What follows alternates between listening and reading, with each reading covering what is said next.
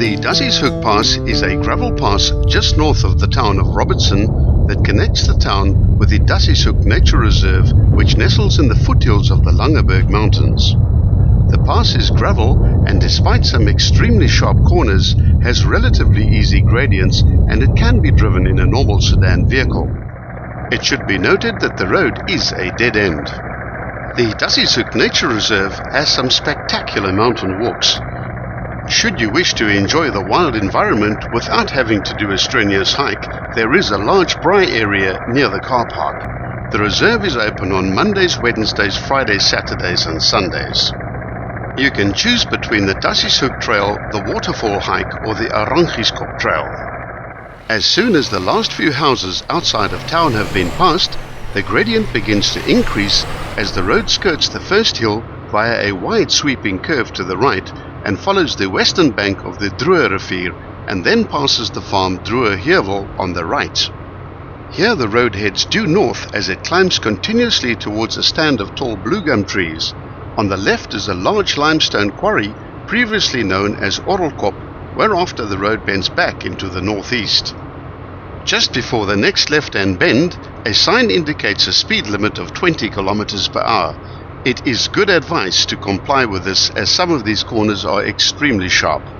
Here the road swings back into the northwest and narrows towards a 90-degree bend to the left and ascends a small ravine below the mountain Drueberg. Here you will encounter the first of two severe hairpins. Before the hairpin itself there's an easy S-curve. You'll need to slow down to 20 km per hour for the hairpin, as it is very sharp, turning through an arc of 170 degrees. Watch out for loose gravel on the outside of the bend. The slopes to the left are called Remhoogte, whilst the peak to the right is known as Blauhoogte Nek. Soon the road enters the second hairpin, which is not quite as severe as the first, but follows the same pattern through a small ravine via a right-hand bend. The climb continues unabated as the road bends gently to the left towards a natural neck. This is also the point where you reach the summit. A minor road heads off to the left to the Dassieshoek farm itself. This is a private road and is also a dead end. The views ahead are quite perfect in every respect, with a green cultivated valley punctuated with a blue dam and a backdrop of the towering Langeberg Mountains with its protea and fynbos-clad slopes.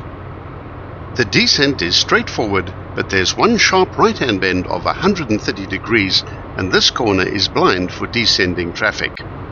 The road drops down quickly towards the dam, with the twin peaks of Blauhoogte just behind a small farmhouse labelled Dassieshoek No. 1. This is the first of two houses which have been converted into hikers' huts for those hiking the multiple trails of the Dassieshoek Nature Reserve. The road follows the eastern bank of the dam for approximately 1 kilometer at a fairly level gradient, with stands of shady trees on either side of the road. Soon the second hiker's house appears on the right, which is marked Dassieshoek No. 2. Here there's also a fork in the road. The road then bends sharply to the left and descends rapidly towards a small river where there is a low-level, unguarded concrete bridge. This is where the pass ends.